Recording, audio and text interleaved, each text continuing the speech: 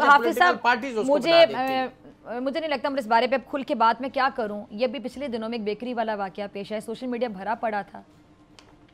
مطلب بد تہذیبی کی بھی کوئی حد ہوتی ہے, اور اس پر لوگ میمز بنا رہے ہیں اور ڈونٹ کہہ رہے ہیں. مطلب میمز بنانے والوں کو بھی شرم نہیں آ رہی, جو اس واقعے کی مذمت نہیں کر رہے کھل کر, الٹا کہہ رہے کہ میں کیا بولوں. یہاں تک پہنچ گئے ہیں ہم لوگ, اخلاقیات سے اتنا گر گئے ہیں کہ جہاں پہ بد تہذیبی کھلے عام نظر آ رہی ہے اس بد تہذیبی کو سپورٹ کیا جا رہا ہے. کہاں کھڑے ہیں ہم؟ نہیں دیکھیں نا, ڈیٹیریشن تو آ گئی نا, ڈیٹیریشن تو آ گئی کہ جس کے اندر نہ پاکستان کا چیف جسٹس محفوظ ہے اور نہ پاکستان کا عام آدمی محفوظ. اب دوسری اس چیز کے اندر یہ ہے کہ جج جو ہے اس کا جج نہیں بولتا, جج کا فیصلہ بولتا ہے.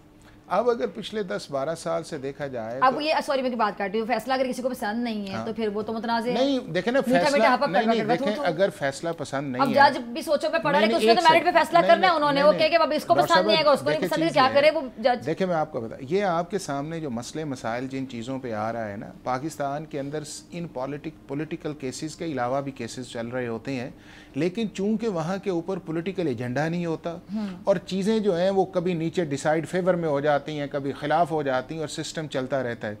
یہ جو ساری چیزیں آئی ہیں یہ ان پولیٹیکل کویسچنز کے جو سیاستدانوں کے یا پالیٹیشنز کے جو پارلیمنٹ کے اندر حل کرنے چاہیے تھے یا ایک نیشنل ڈائیلاگ کے اندر حل کرنے چاہیے تھے, ان کو ہم عدالتوں کے اندر لے آئے.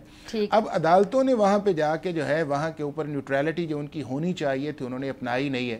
اب پچھلے 10-12 فیصلے جو ہیں ان کو اگر آپ دیکھ لیں تو کیا وہ فیصلے جو ہیں وہ آئین اور قانون کے نیچے رہ کے آئے ہیں؟ اگر وہ آئین اور قانون کے نیچے رہ کے نہیں آئے تو پھر وہ کیوں آئے ہیں اس چیز کے اندر فیصلے؟ کیا جو آپ کے سامنے فیصلہ آیا ہے, پاناما والا فیصلہ آیا ہے, کیا آئین اور قانون کے نیچے آیا ہے؟ کیا آرٹیکل 63A کا فیصلہ آئین اور قانون کے نیچے رہ کے آیا ہے؟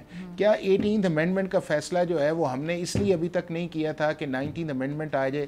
کیا 19th امینڈمنٹ جو تھی وہ انڈیپینڈنٹ ہو کے آئی تھی؟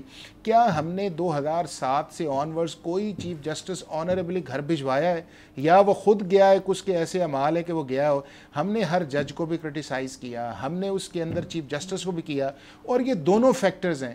ان فیکٹرز کے اندر ججز کا اپنا کانڈکٹ بھی بڑا امپورٹنٹ ہے کہ جو کسی نہ کسی طریقے سے اس چیز کو اس طرح ڈیسائیڈ کرتے ہیں جو آئین اور قانون اس کی اجازت نہیں دیتا, اور جب نہیں دیتا تو پھر آپ کے سامنے ایک پولیٹیکل ونڈو کھلتی ہے, اور اس ونڈو کے اندر آپ نے اشارہ کیا کہ میرا جج, آپ کا جج, تیرا جج, اس کا جج, اس کا چیف جسٹس, اس کا چیف جسٹس جو ہے جو آنے والا ہوتا ہے ہم کہتے ہیں یہ مسیحا ہے, اور جب اس کے اندر ایک آدھ فیصلے کے اندر وہ پڑ جاتا ہے ہم سارے اس کے پیچھے پڑ جاتے ہیں.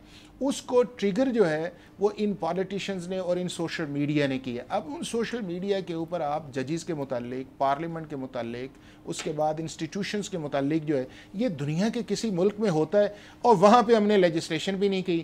اگر وہاں پہ ہم لیجسلیشن کی بات کریں جو آپ کا آرٹیکل 17 کے نیچے کھو سکتی ہے یا آرٹیکل 19 کے نیچے ہو سکتی ہے, وہاں پہ ہم انبریڈلڈ کرتے ہیں, تو سارے کا سارا آپ کا سسٹم جو ہے وہ میس کے اندر ہے, اور اس میس کے اندر جو بڑا کنٹریبیوٹری فیکٹر آیا ہوا ہے وہ ان ججز کے کانڈکٹ کا ہے, اور وہ کانڈکٹ جو ہے اپنی جگہ جو ہے وہ واپس نہیں آ رہا. آخری 2 منٹ ہیں مجھے آپ دونوں کا موجودگی کا فائدہ اٹھاتے ہوئے, یہ جو آئینی ترمیم کا معاملہ ہے, ایک کامنٹ آپ کا, لیکن پلیز 50 سیکنڈ میں کمپلیٹ کر دیجیے گا. سر پہلے آپ. میں سمجھتا ہوں کہ جو آئینی ابھی پرپوزڈ امینڈمنٹس ہیں یہ بالکل اس سچویشن کے اندر, اور اسپیشلی جب آپ کے تمام, میں سمجھتا ہوں کہ ایک بڑا کمپریہنسو کانسٹیٹیوشن ہے, اس کے ساتھ چھیڑ چھاڑ نہیں کرنی چاہیے. یہ فیڈریشن کی علامت ہے. ابھی اس کے اندر دیکھیں جو یہ 73 کا آئین تھا یہ متفقہ تھا, اس وقت آپ کو ایک پورا صوبہ اس کو اپوز کر رہا ہے, ایک پولیٹیکل پارٹی بڑی ملک اس کو اپوز کر رہی ہے, لائرز اس کو اپوز کر رہے ہیں.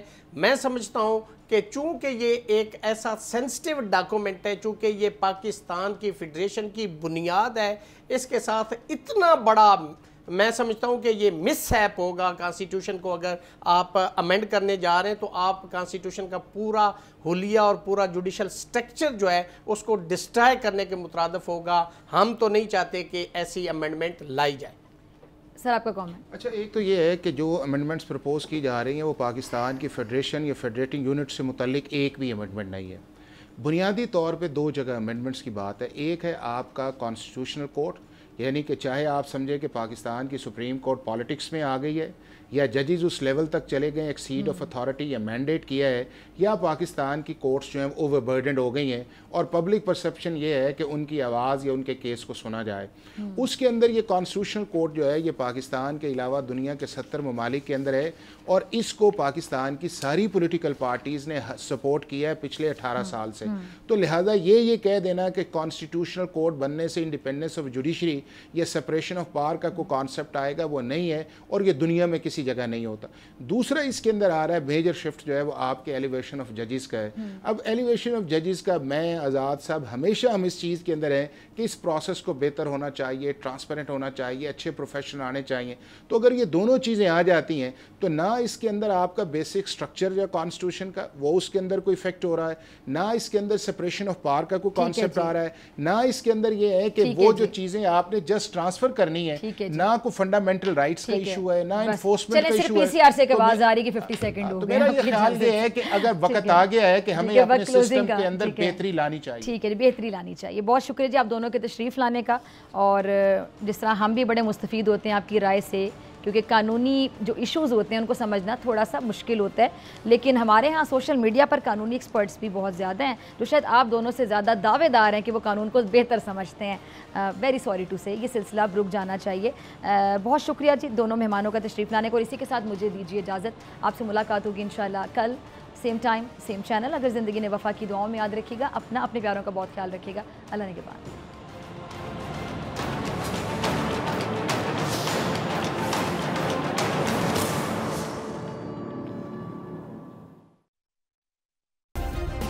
سبسکرائب کریں اور بیل دبائیں تاکہ کوئی خبر رہ نہ جائے.